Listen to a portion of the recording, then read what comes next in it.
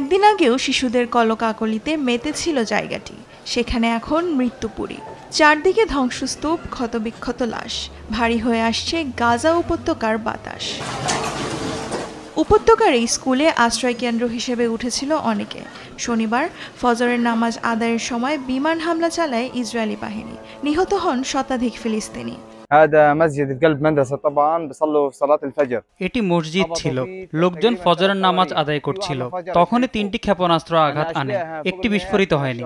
ওটা এখনো ছাদে পড়ে রয়েছে। গৃহহীন লোকজন এখানে আশ্রয় নিয়েছিলেন। কি দোষ ছিল তাদের?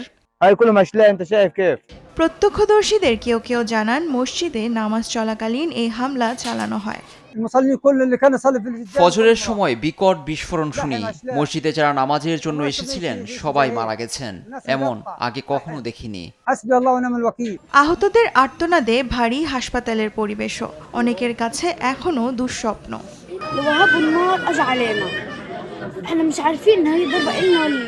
আমরা ঘুমাচ্ছিলাম, হঠাৎ আগুনের কুণ্ডলি দেখতে পাই।